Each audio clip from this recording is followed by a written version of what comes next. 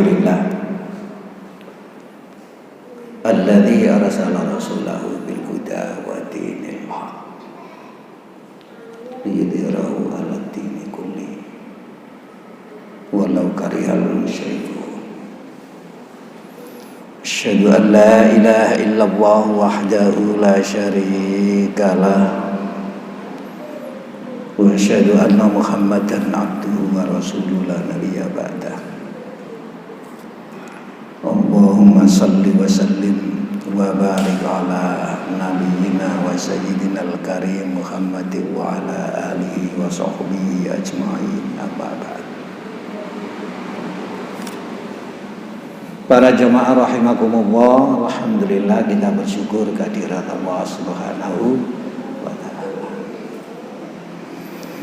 Kita diberi oleh Allah kesadaran yang dalam sebagai orang beragama untuk terus berupaya meningkatkan kualitas keberagamaan kita ini.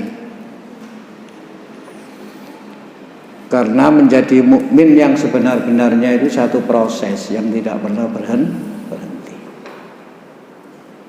Menjadi takwa itu juga merupakan suatu proses. Bukan barang jadi. Artinya kalau barang jadi sesudah memperoleh takwa, ya sudah. Tidak perlu berusaha lagi, sudah memperoleh takwa itu.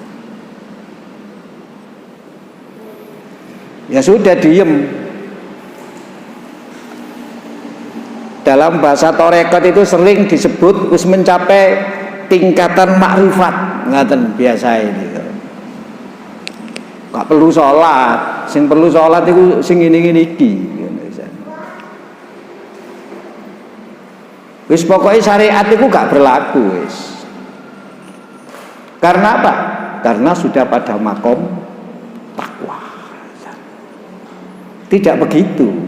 Itu keliru anggapan begitu itu. Karena takwa itu proses kapanpun, dimanapun, dalam kondisi apapun. Nah, ngaji ini salah satu upaya kita agar kita bisa berusaha terus menjadi orang yang memiliki kualitas iman baik. Karena iman itu naik turun. Tauhid itu mendapatkan cobaan yang tidak sedikit, termasuk suasana pandemi kemarin sudah kita sampaikan. Sebagai orang beriman tentu kita tidak seudon kepada Allah bahwa pandemi ini azab, tidak, tapi ini peringatan dari Allah supaya kita lebih dekat kepada Allah, supaya kita lebih kepada Allah, menjadi hamba yang iyyaka na'budu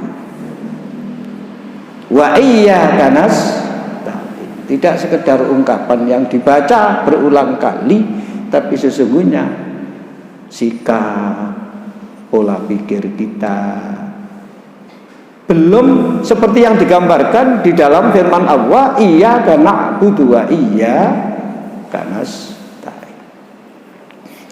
Karena seperti yang dikatakan Pak Basuki tadi itu, sekarang ini ya, perkembangan pemikiran, sikap, paham itu kan bermacam-macam. Bahkan macam-macam itu bercabang-cabang. Dan tidak sedikit itu. Nggih. Misalnya tadi disampaikan, loh, PKI itu ideologinya apa? Pancasila, gitu ya Pak ya. Nah, itu kan paham, pandangan. Kalau gitu ya nggak ada bedanya dengan yang lain toh kalau begitu. Lalu apa ada komunis seperti itu? Lah itu kan juga kalau kita tidak ngikuti ngaji, bisa saja kemudian kita mudah menerima paham-paham yang baru, yang bukan saja macamnya yang banyak, tapi cabang-cabangnya juga banyak. Nah, ngaji ini juga salah satu upaya kita sekali lagi itu untuk tetap supaya kita teguh menjadi hamba yang beriman, beriyyaka na'budu wa iyyaka nasta'in. Ini patut kita syukuri. Kemarin yang kita bahas sampai di mana, Pak? Nun 22. Sikap keras Rasulullah ya. Nggih, Pak. Tindakan Rasulullah dalam memelihara tauhid dan menutup setiap jalan menuju syirik. Nggih, Pak, gitu ya. Lalu yang ditampilkan di dalam membahas bab itu adalah surat At-Taubah ayat 28. Kemarin sudah kita jelaskan perpotong dari surat itu, dari ayat itu. Sudah kan, Pak, kemarin ya? Dijelaskan mulai laqad ja'akum rasulun min anfusikum. Tuh. Kemarin sudah kita sampaikan itu. Kemudian kita bahas kemarin lanjutannya azizun alaihima anittum. Kemudian harisun alaikum, baru bil mu'minina raufur rahim. Ya. Harisun alaikum, Rasulullah itu sangat menginginkan keselamatan kamu, sangat menginginkan keimanan kamu yang murni, sangat menginginkan ketauhidan kamu, jangan sampai menjadi syirik. Tuh. Bahkan Rasul itu sangat sayang, karena Rasul itu sudah mendapatkan tetesan banyak dari sifat Allah, namanya Ar-Rahman dan Ar-Rahim. Allah itu sayang loh kepada kita sesungguhnya. Kita diperintah ngaji itu karena sayangnya Allah kepada kita. Cuma kita saja yang merespon, ngaji itu kayak dipaksa. Sama dengan sholat. Loh, Allah itu loh selaku maha segala-galanya memberikan kesempatan kepada kita minimal 5 waktu sehari semalam untuk kita ini bisa beraudensi, bisa ketemu, bisa curhat, bisa berdialog. Itu luar biasa. Itu menunjukkan bahwa Allah sangat memperhatikan kita, sangat menyayangi kita. Kita lah diberi kesempatan minimal itu lah 5 waktu sehari semalam untuk berkomunikasi secara intens, tidak diganggu dengan kegiatan yang lain, lepas kita semua dengan kegiatan yang lain. Tapi kalau respon kita menganggap itu adalah kewajiban dari Allah untuk kita, ya berbeda kita. Ya berbeda, Pak, kita itu. Tidak pernah mengatakan ya dengan perkataan yang positif kepada Allah. Selalu Allah itu memberikan beban kepada saya, kewajiban kepada saya, mengancam kepada saya. Selalu begitu. Mana ada seorang pemimpin yang setiap hari memberikan 5 kali waktu untuk yang dipimpin menyampaikan berbagai hal yang dihadapi? Nggak ada. Mboten wonten, Pak Lego. Nah, makanya Nabi ditegaskan azizun alaihima anittum harisun alaikum bil mu'minina raufur rahim. Mbon ya, itu kemarin kita bahas ya, Pak, ya itu ya. Sudah ya.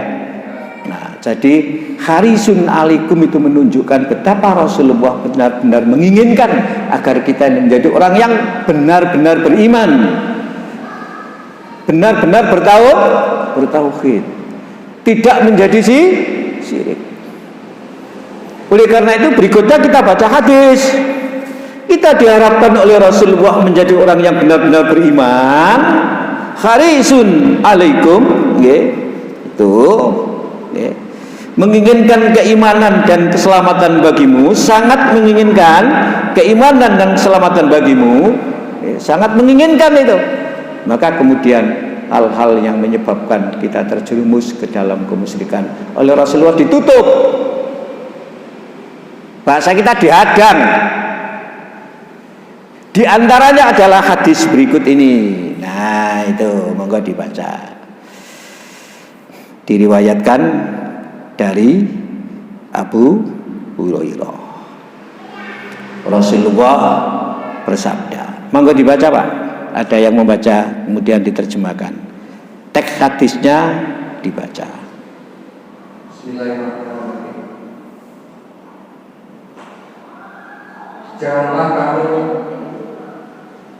Janganlah kamu jadikan rumah-rumah kamu sebagai kuburan, dan janganlah kamu jadikan kuburanmu sebagai tempat perayaan.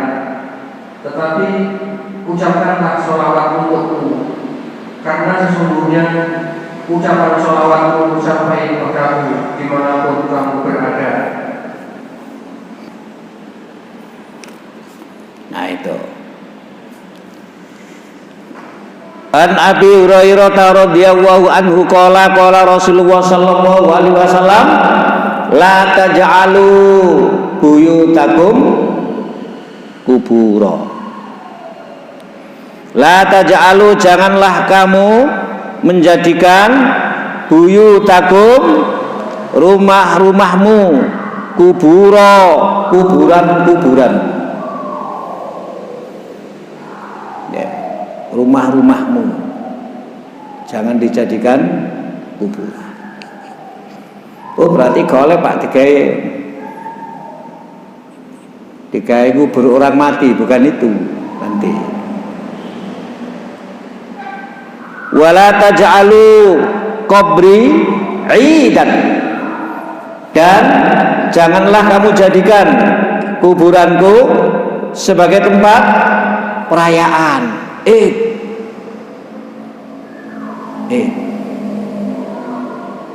Dua larangan. Wasallu alayya, dan ucapkan sholawat, bersolawatlah, berdoalah, kata dia, alayya atas Nabi. Fa inna sholatakum tablughuni, bahwasanya sholawatmu, doamu, tablughuni, sampai kepadaku, haitsu kuntum, di mana saja kamu berada.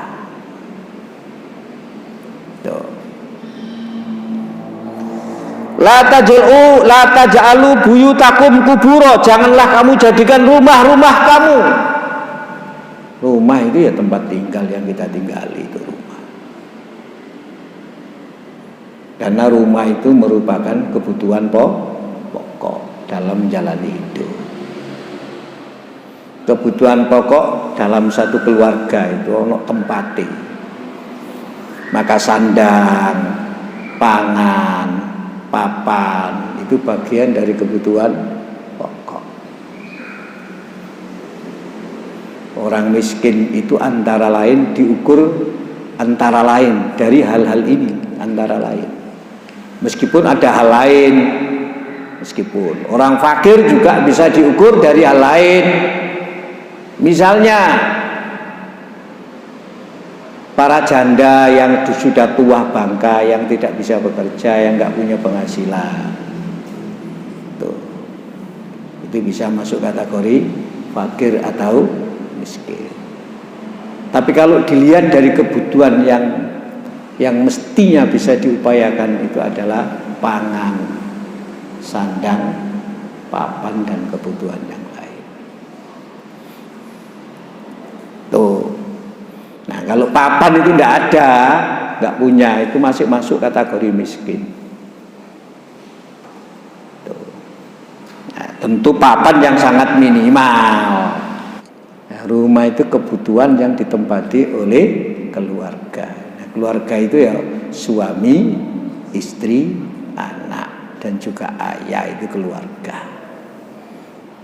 Dan orang hidup ini memiliki fitrah membangun kehidupan berkeluarga melalui akad nikah, dan itu merupakan syariat di dalam agama kita. Itu keluarga. Maka ada kebutuhan minimum rumah. Ya, ada yang punya rumah memang miliknya, ada yang punya rumah tapi yang dipunyai itu manfaat rumahnya seperti kontrak sewa. Ada punya rumah karena ia memanfaatkan apa yang menjadi milik bagi dirinya, misalnya rumah dinas. Yang kata nih Pak G, rumah dinas. Duwe itu rumah. Tuh. Yang menjadi miliknya berarti milkul tam. Milkul tam itu milik sempurna. Kalau manfaatnya saja yang menjadi miliknya, itu berarti milkul manfaah.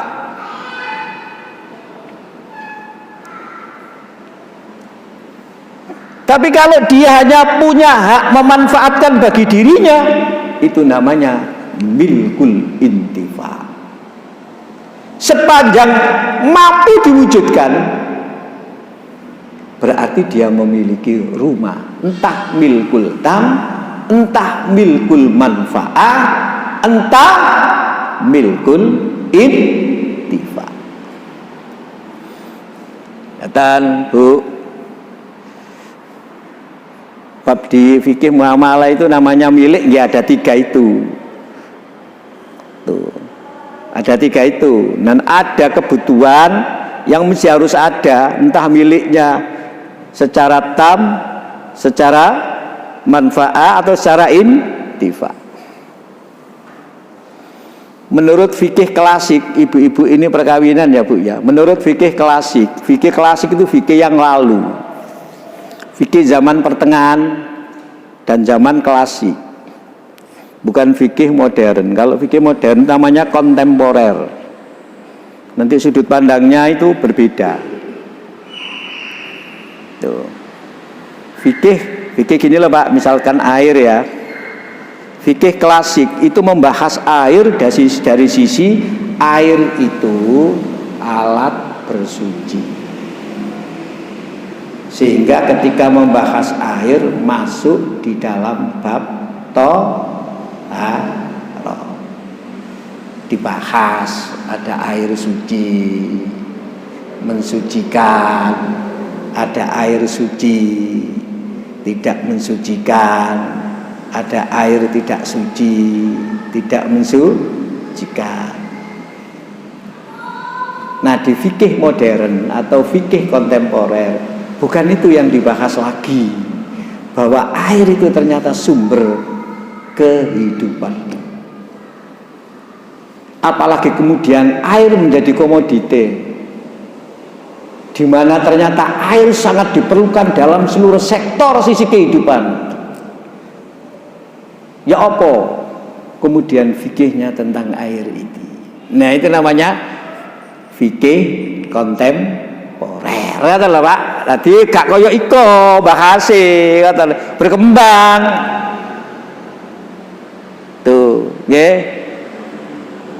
Ana wong duwe omah, sebelahe ana gunung.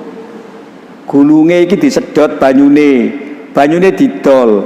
Wong sebelah gunung iki punya hak ndak terhadap itu? Iya Pak.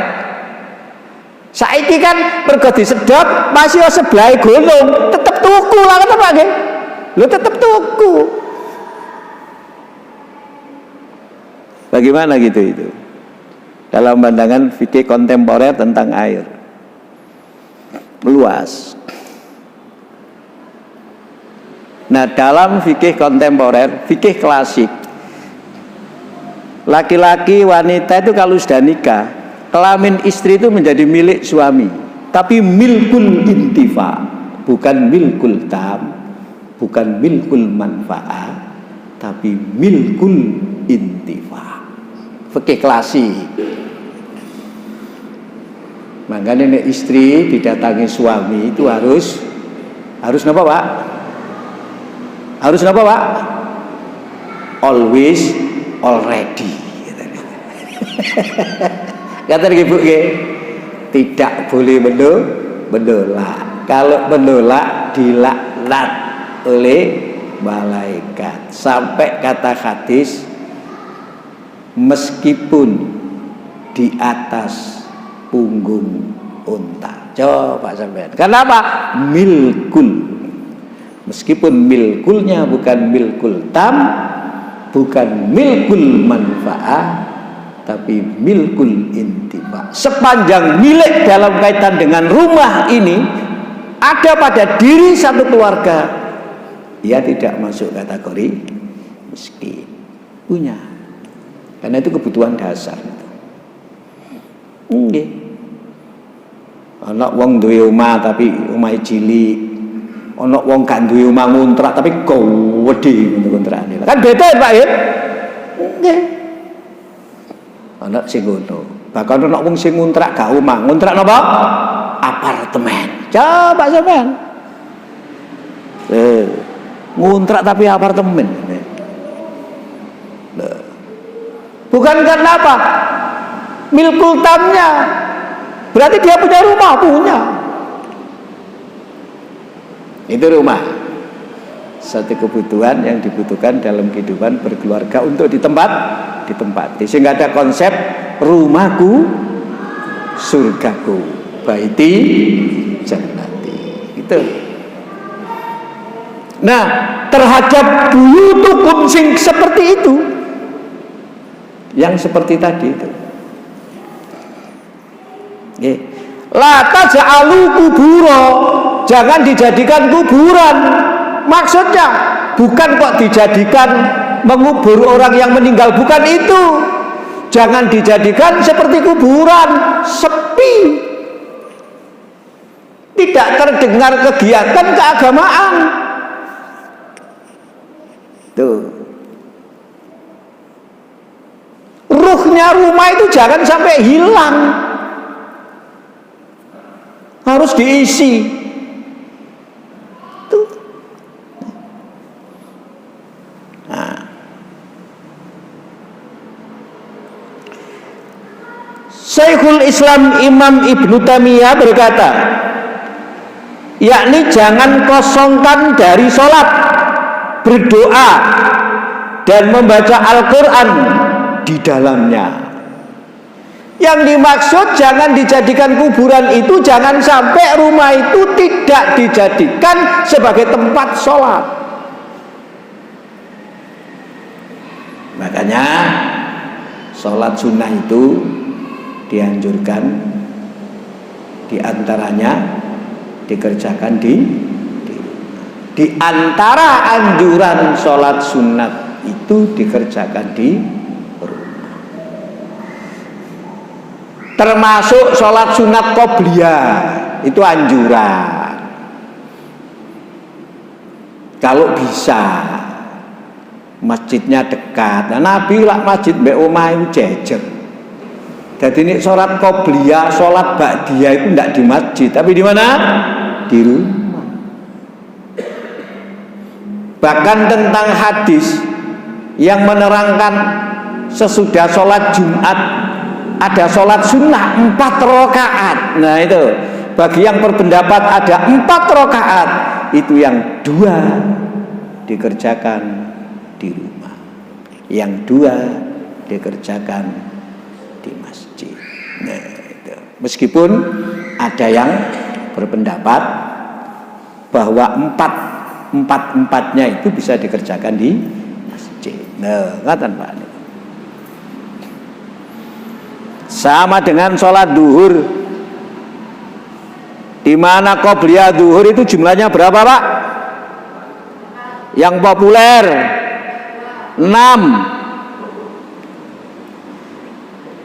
4 rakaat sebelum zuhur. Itu yang 2 di rumah.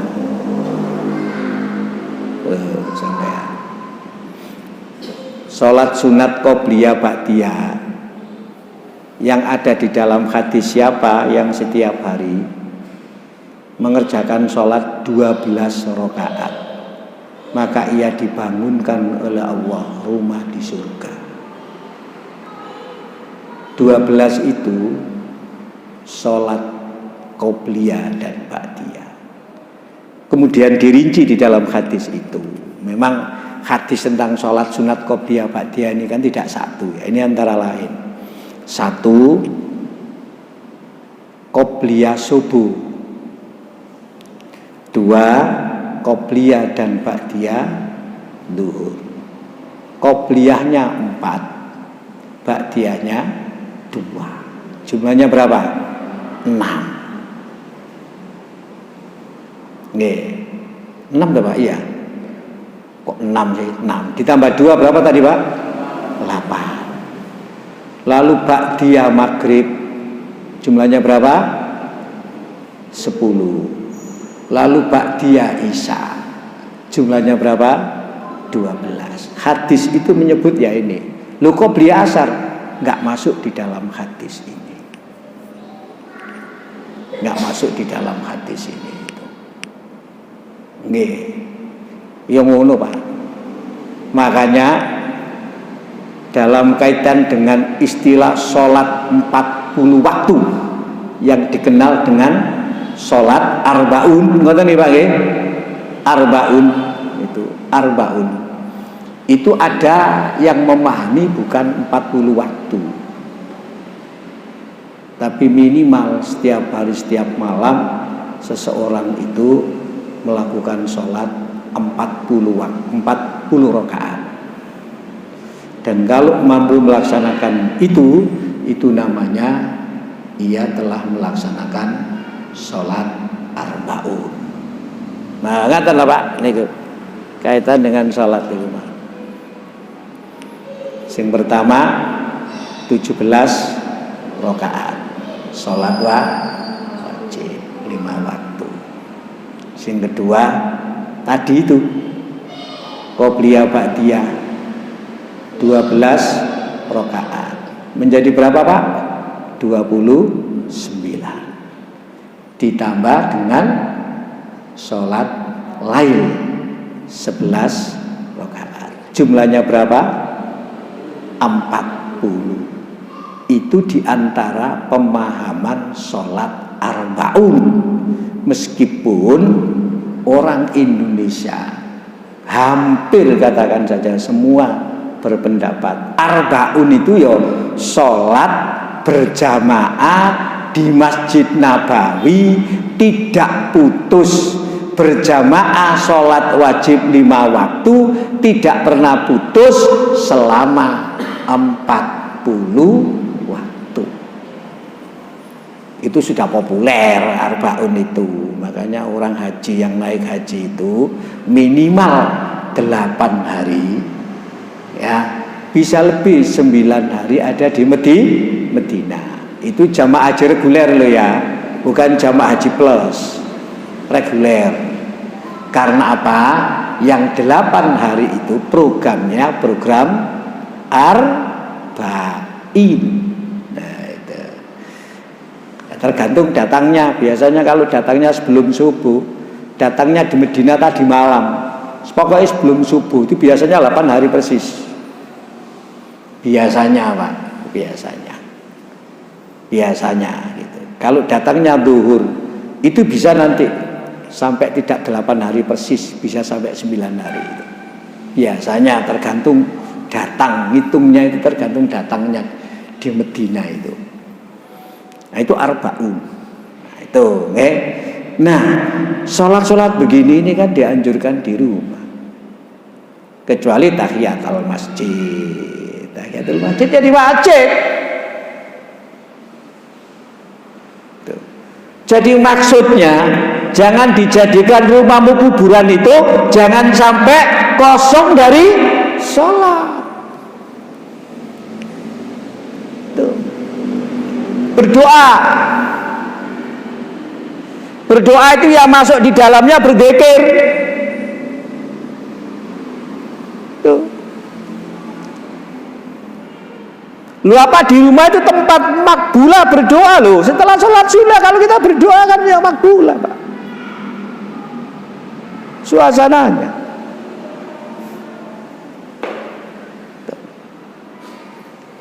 Saat kita puasa Ramadan, orang puasa itu kan doanya makbulah itu meskipun dikerjakan di rumah tetap.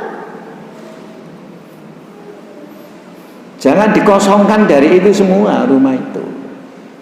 La taj'alu buyutakum kubura. Jadi kubura itu artinya bukan kuburan, koyok kuburan. Rumah diperlakukan seperti kuburan, gak ono suarane apa-apa belas, gak ono kegiatane sholat, kegiatane yang lain yang tidak sholat. Oh sapa ae lah, omahe lah kegiatan tok, pemane koyo ngene iki pandemi. Yes. Tapi sholat gak ono. Loh, sholat di rumah Pak ada anjuran kan sama dengan itu. Ya, tapi sesungguhnya yang dianjurkan sholat di rumah itu kan bukan sholat sunnah, sholat wajib kan gitu kan. Sholat wajib karena ada pandemi supaya enggak kumpul. Bukan kok itunya kemudian dikatakan loh saya sudah sholat di rumah kok tidak begitu. Maksudnya ya sholat sunnah. Kata Nabi, nawiru manasilakum bis-sholati. Berikan cahaya rumahmu itu dengan apa? Ditempati melaksanakan sholat. Ini anjuran Nabi. Jadi salah satu hiasan rumah itu bukan semata-mata arsiteknya atau dikasih aksesorisnya, bukan sekedar itu. Lu sekarang rumah itu kan hiasannya macam-macam ya Pak ya itu ya. Lu macam-macam itu. Sampai namanya rumah minimalis itu kan terkait dengan arsiteknya itu. Minimalis. Apalagi Pak? Selain minimalis itu?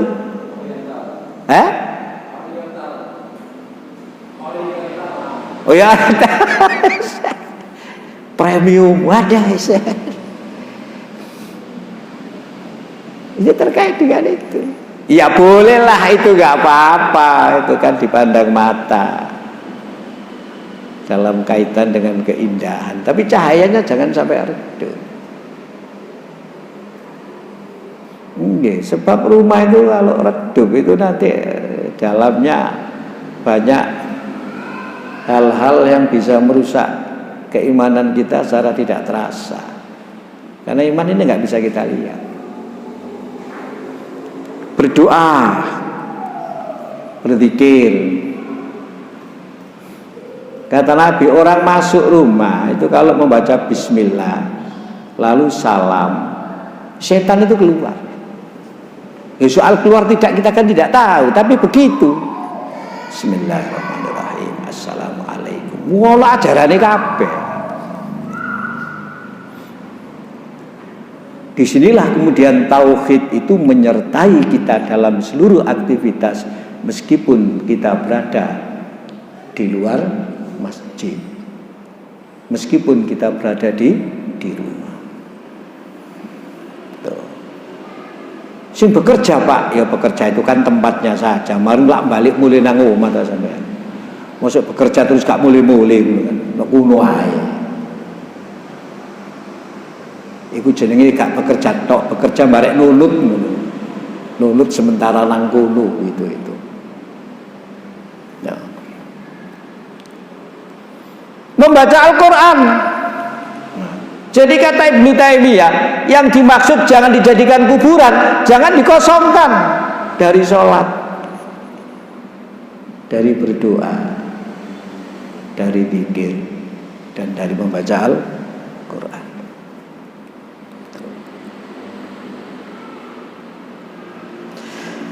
Karena jika mengosongkan rumah dari hal itu semua, ini sama dengan menjadikan kedudukan rumah sama dengan kuburan. Itu kata Ibnu Taimiyah.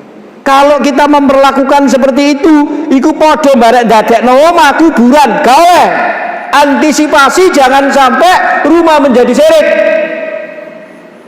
Harus ada cahaya yang menyinari orang yang ada di dalam rumah. Nah, iki sing kadang-kadang awak dhewe gak sempat iki.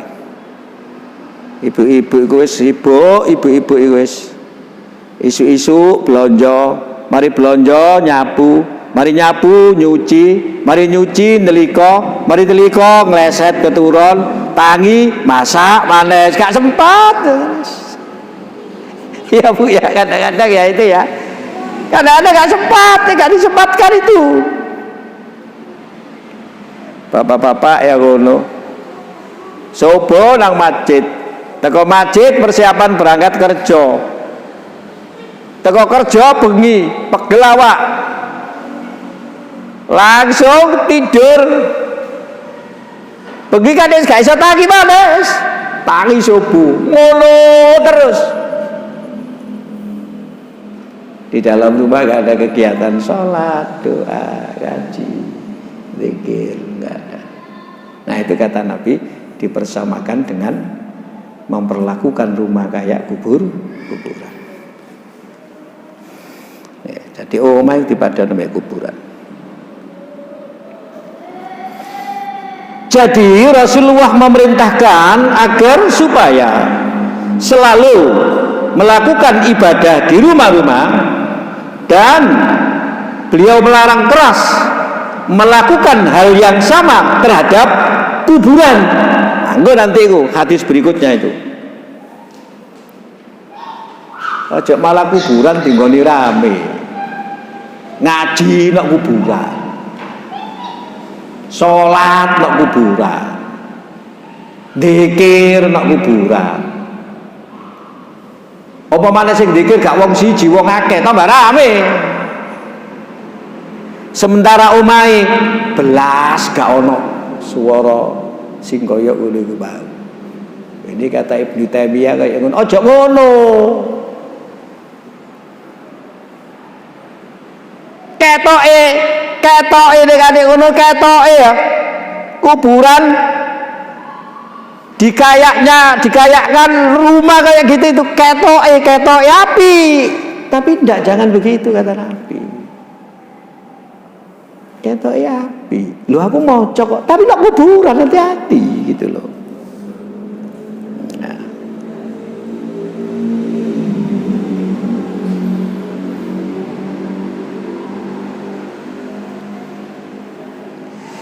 Karena hal itu dilakukan oleh kaum musyrikin, juga dari kaum Yahudi dan kaum Nasrani.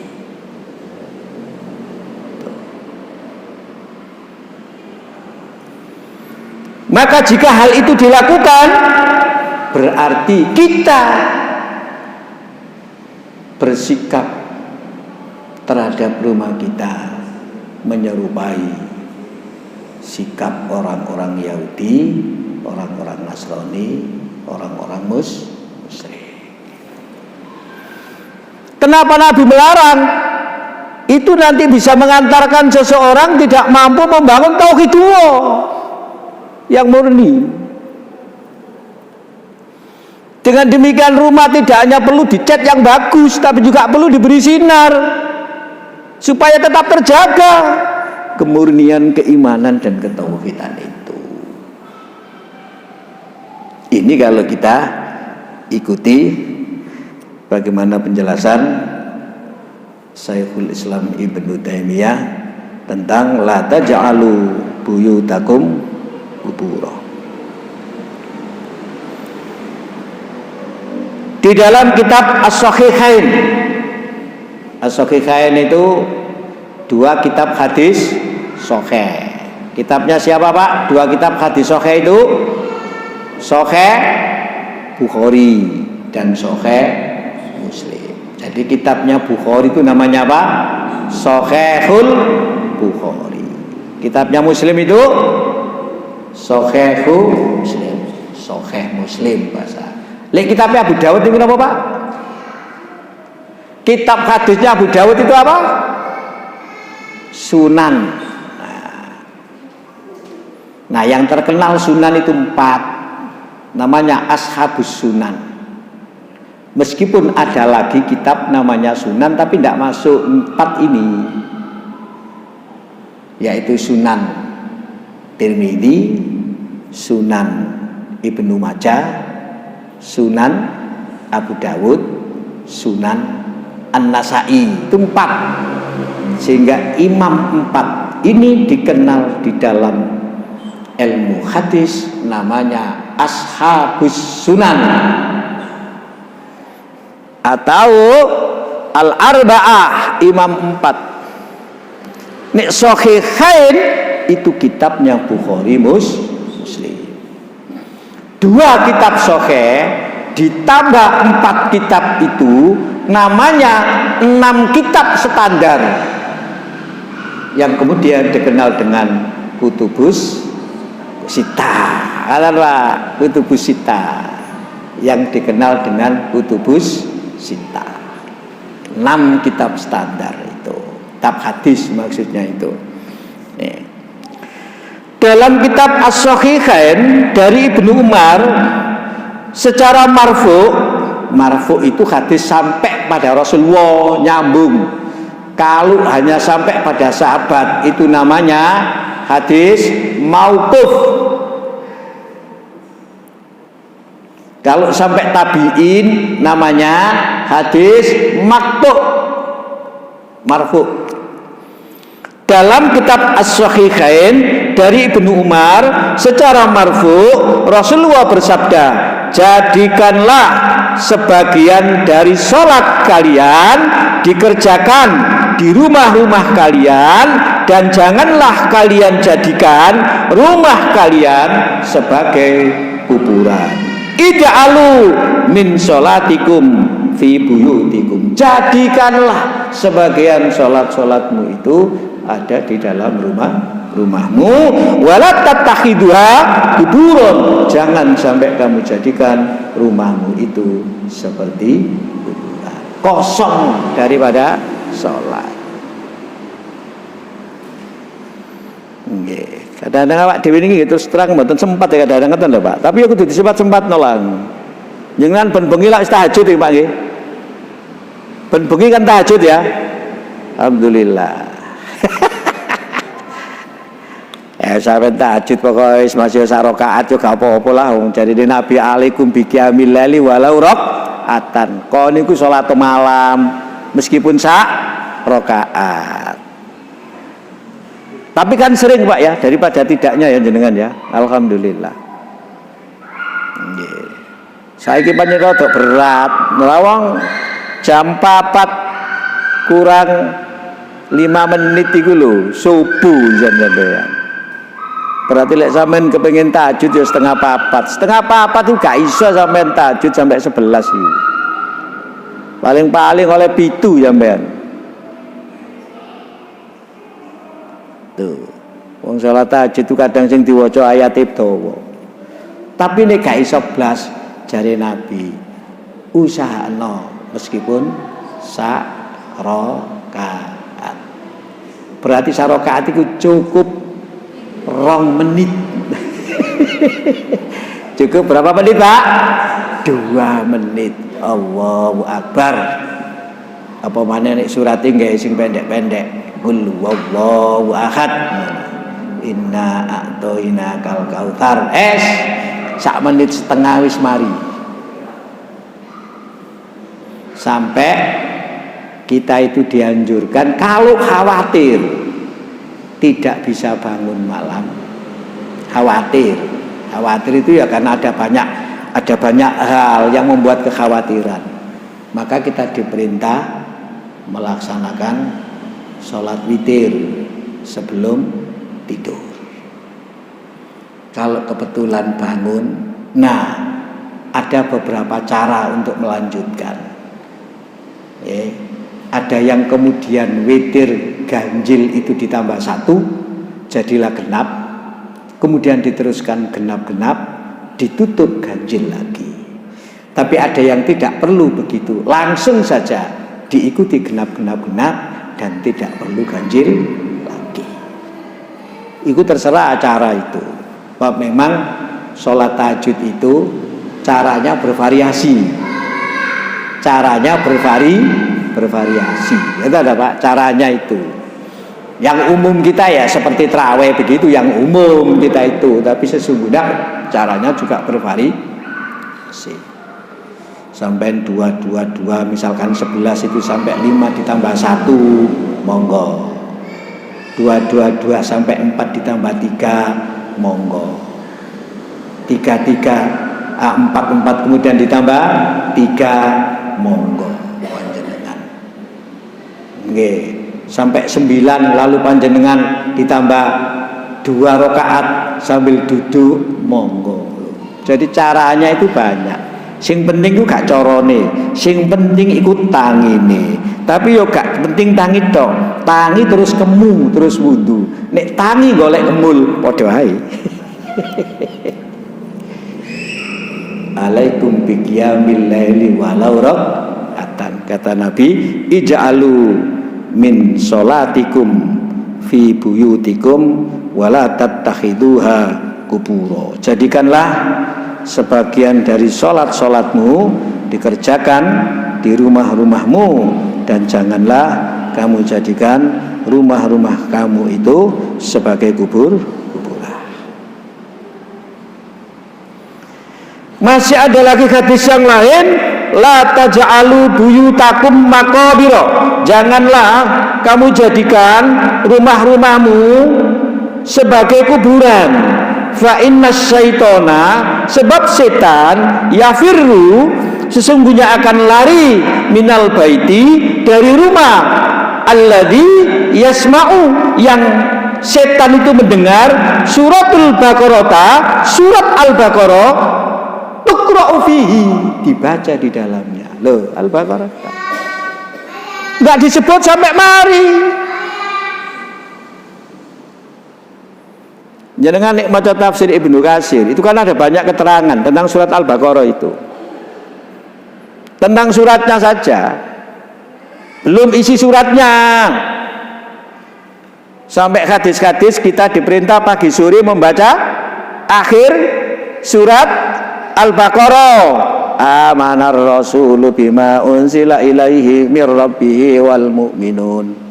Kullun amana billahi wa malaikatihi wa kutubihi wa rusuli. Kan itu. Dan seterusnya. Duh, sampai kayak ngono. Tapi ojo surat Al-Baqarah nggih pokoke Quran. Nggih. Nah, begini-begini anjuran Nabi bagaimana kita membangun lingkungan yang lingkungan itu mendukung betul terhadap kita, supaya kita bisa terhindar dari hal-hal yang merusak ketauhidan kita. Ini termasuk sikap tegasnya Nabi itu, yang begini-begini ini. Diterusno, jam piro sampean kok wis nyontok-nyontok jam iki? Wis 8:30 aja. Wala taj'alu qabri idan, dan janganlah kamu jadikan kuburanku idan, tempat perayaan. Syekhul Islam radhiyallahu berkata, Syekhul Islam itu Ibnu Taimiyah, kata al-id, Idul Fitri, Idul Adha, kata id merupakan kata benda, merupakan kata sebutan terhadap pertemuan umum yang kembali terulang.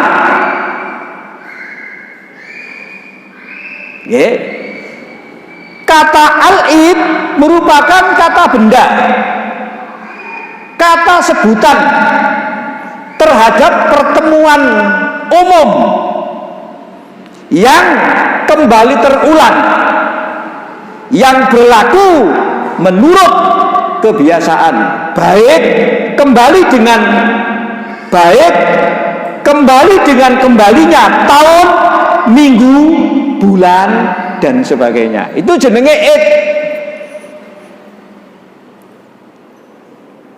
Ngaten nggih Bu nggih. Ini kata Id ini. Menurut Syekhul Al-Islam Ibnu Taimiyah. Saya ulang.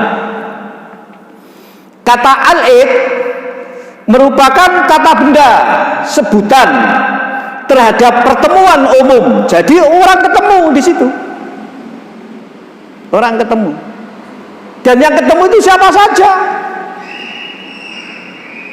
Boleh yang ketemu orang-orang khusus, boleh tidak orang khusus, tapi ketemu dalam jumlah yang lebih dari 2, cukup, pokoknya banyak lah gitu, banyak.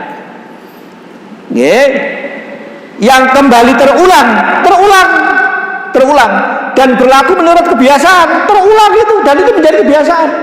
Entah terulangnya itu berdasarkan tahun, bulan maupun mingguan. Itu kata menurut Ibnu Taimiyah. Menurut Ibnul Qayyim rahimahullah, rahimahullah, kok rahimahullah, rahimahullah. Ibnul Qayyim itu muridnya Ibnu Taimiyah. Al-Id adalah sesuatu yang biasa didatangi dan dituju. Sesuatu yang biasa didatangi dan dituju, baik berupa masa ataupun tempat. Jelas Pak ya ini ya, sampean insya Allah pun paham kok itu. Kata al-id diambil dari kata al-mu'awadah dan al-i'tiyad. Ini akan membahas kata id dari sisi bahasa. Jika berupa nama tempat, maka ia adalah tempat yang dimaksudkan di dalamnya untuk berkumpul, dijadikan tempat ibadah dan sebagainya, dan sebagainya, sebagaimana Masjidil Haram, Mina, Muzdalifah, Padang Arafah, Al-Mas'aril Haram yang dijadikan oleh Allah sebagai id bagi orang-orang yang beragama secara lurus.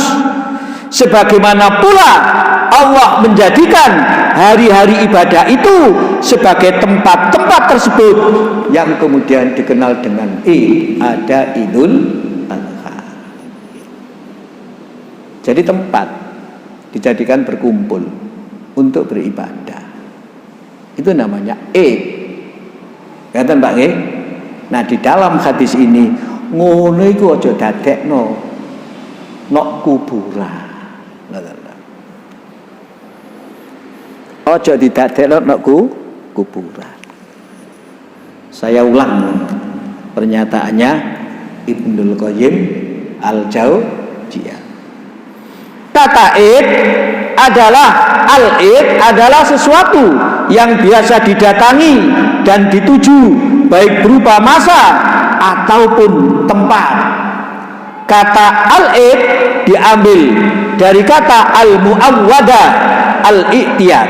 Jika berupa nama tempat, maka ia adalah tempat yang dimaksudkan di dalamnya untuk berkumpul, dijadikan tempat ibadah dan sebagainya, seperti Masjidil Haram. Sing gak oleh ku kuburan untuk dadekno jangan dijadikan tempat yang dituju untuk berkumpul secara bersama-sama melakukan ibadah dan kegiatan-kegiatan yang lain. Itu begitu. Mina, Muzdalifah itu tempat yang dijadikan orang berkumpul, di mana orang di sana melakukan apa? Tuh. Tapi kata Nabi, la taj'alu qabri, jangan jadikan kuburanku itu begitu, jangan. Jangan seperti itu. Kaum musyrikin juga pernah mempunyai beberapa id. Id itu sering diterjemahkan kembali, atau id itu bisa dimaknai perayaan, karena yang datang kan banyak orang gitu loh. Kenapa? Merayakan sesuatu, karena yang datang banyak orang. Kaum musyrikin juga pernah punya berbagai id yang terkait dengan masa dan tempat. Namun tatkala Allah mendatangkan Islam sebagai agama, maka dihapuslah macam-macam id tersebut dan digantikan bagi kaum hunafa. Hunafa itu orang yang beragama dengan lurus, dengan hari Idul Fitri, Idul Nahr, Idul Adha, dan hari-hari Mina, sebagaimana diberikan ganti kepada mereka atas macam-macam id kaum musyrikin yang bersifat tempat dengan Ka'bah, Mina, Muzdalifah, Arafah, dan Masyaril Haram. Nah, biasanya kenapa kok tempat itu dijadikan id itu? Ya tentu ada keyakinan tertentu, ada kepercayaan tertentu terhadap tempat itu. Mungkin tempat itu dianggap penuh berkah. Lah kemarin sudah kita bahas, berkah itu keterangannya dari Allah. Kenapa Masjidil Haram itu masjid di dalamnya penuh berkah? Itu karena Quran. Kenapa ada multazam? Itu karena ada hadis. Kalau nggak ada keterangan seperti itu, ya jangan kemudian kita punya keyakinan tersendiri. Apa mana yang pertama biyen ngomong nek tempat iku akeh berkah koyo ngono iku mau gak jelas wonge, ngoten lho. Bab kepercayaan itu bisa menumbuhkan seperti itu. Panjenengan ya kalau nang ngene pundi, nang ngene Mekah itu kan memang banyak tempat-tempat yang bisa menimbulkan kepercayaan orang bahwa tempat itu penuh berkah. Misalnya sampean kalau nang Masjid Medina ya sampean ya, rodok maju. Kalau ibu-ibu mboten saged, Bu. Kecuali nek ibu-ibu iku pas wayahe nang Raudhah. Mungkin kalau jalannya lewat di situ, tapi biasanya nggak sampai lewat di situ kok. Jadi di dalam masjid itu dulu, masjid itu kan perluasan sih Pak. Nih, jadi di sebelah dekatnya masjid yang utama itu di tempat dalam masjid sing ono tendai putih ini kalau Pak, itu ada itu di lantainya begini ini, tekel berwarna coklat bunder gitu loh. Bukan tekel, napa? Marmer bunder. Iku ngono sumur sampean. Iku ngono sumur, tapi akeh wong gak ngerti. Iku sumure Abu Thalha. Ditengeri, tapi mergo dikai karpet gak ero. Lek karpet gak dibuka, gak ketok. Apa kok gak disudurno ditulis bekas sumur atau di dalam di bawah ini sumur. Iku lek kane ditulis ngono, wong rebutan salat tak ngono sampean. Kata sampean. Lho nggih. Lho iya itu. Makanya banyak tempat-tempat itu yang kemudian tidak ditunjukkan seperti itu. Ada potensi orang menganggap penuh berkah, padahal Nabi nggak pernah mengatakan seperti itu. Nanti bisa tadi kemusyrikan. Ketika ia melakukan yang menurut pikiran dia nggak ada petunjuk yang jelas, agama menurut perasaannya. Nah ini yang ditutup oleh Nabi, jangan sampai terjadi seperti itu. Maka kuburan Nabi itu jangan sampai dijadikan id dalam hal tempat. Karena Nabi itu dikubur di satu tempat. Dan tidak sedikit orang yang mengatakan bahwa kuburan Nabi itu penuh berkah. Apalagi kemudian didukung dengan keterangan-keterangan riwayat yang lain yang menceritakan bagaimana tentang Nabi. Lalu bagaimana tentang segala hal yang terkait dengan Nabi. Wong keringetin Nabi ya kok netes ditadahi barek sahabat. Air itu bekas Nabi ditadahi barek sahabat. Tapi kok ada nas? Itu nasnya ada. Loh nasnya ada saja loh. Masih bisa berbahaya. Ketika Umar mencium Hajar Aswad, Umar mengatakan, kami ini batu biasa, nggak ada apa-apanya. Kalau saya tidak melihat Nabi mencium, saya tidak melakukan itu. Jadi Umar mencium itu ittiba Nabi, bukan karena batu itu begini-begini, tidak. Ittiba Nabi. Sehingga memperlakukan batu itu ya sebagaimana Nabi memperlakukan batu, tidak begini, tidak begitu, tidak begini, tidak.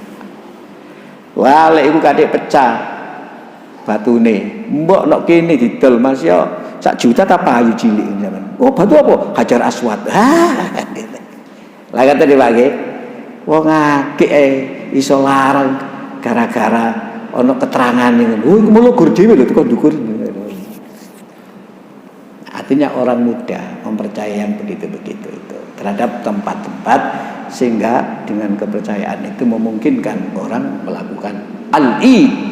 Nah, kata Nabi, jangan dijadikan kuburanku itu id, tempat berkumpul untuk tujuan-tujuan tertentu seperti itu, yang itu menjadi kebiasaan, entah ditentukan mingguan, bulanan, tahunan, atau pada waktu-waktu tertentu. Wis wasallu alayya itu nanti aja, tambah suwi gak mari engko pe ono sing ditakokno monggo wasallu alayya, karena hadisnya masih ada satu, hadisnya mirip. Nanti hadis yang satu itu nggak kita bahas, agak luas lah, nggak sekedar karena sudah mirip dengan hadis yang kita bahas sekarang ini. Nanti kita bahas sekilas saja nanti dengan hadis yang wasallu alayya fa inna sholatakum tablughuni haitsu kuntum. Kita Nabi bicara sholawat atas Nabi, soalnya nanti bicara sholawat atas Nabi. Sampean biasa ini lu mau umroh barang ini kalau masyarakat itu ngene, aku kirim ya, kirim apa? Kirim salam nang Nabi.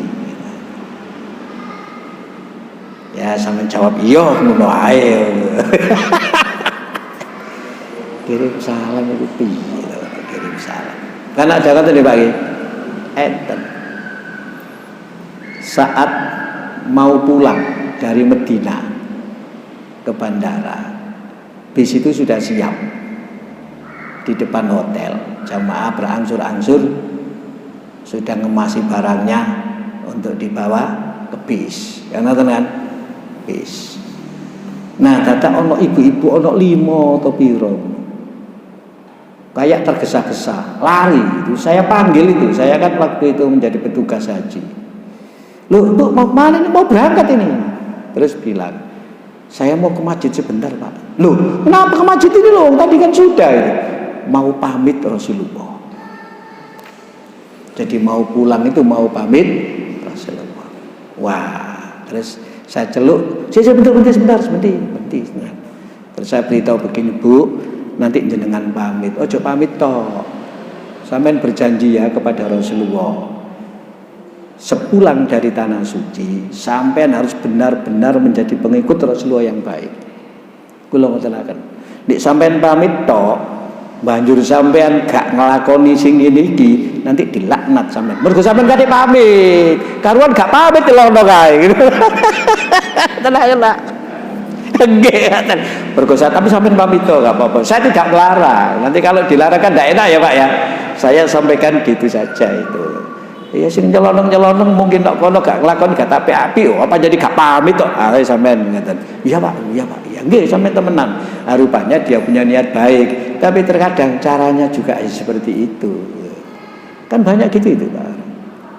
Akhirnya saya sampaikan seperti itu. Pokoknya sampean mulai tok ini sampean janji yo, ojo melawan Nabi, ojo mengecewakan Nabi, jangan sampai dilaknat Nabi. Sampean janji yo, wis pamit to, terus janji yo sampean. Ya mudah-mudahan dengan kalimat janji lah kadang hiling loh Pak. Ya ora aku janji ya gitu kan.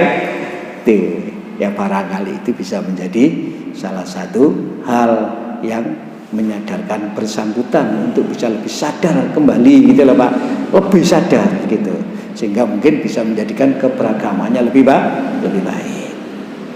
Gitu-gitu itu banyak Pak di sana itu, dan kita tidak bisa kemudian ya langsung mengatakan tidak boleh itu syirik, tidak bisa begitu kita harus kita arahkan, karena orang ke sana itu niatnya itu tidak niat itu, tapi bisa terperosok ke dalam begitu itu gitu. Itu perlu pemahaman, perlu penjelasan. Ya sampai air Zam-Zam digawe tawaf bareng niku lho, sampai itu lho Pak. Iku lak terpengaruh banyu didungani. Lah ngoten niku lho Pak, sampeyan ngoten niku lho, sampeyan itu. Ngono iku dilarang, mboten saged Pak. Wong sik tetep ngono sampeyan. Nek tawaf sangu banyu. Tapi gak diombe.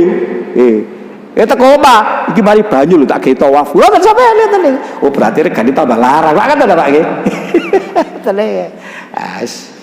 Gitu-gitu itu kita arahkan supaya mereka bisa lebih paham.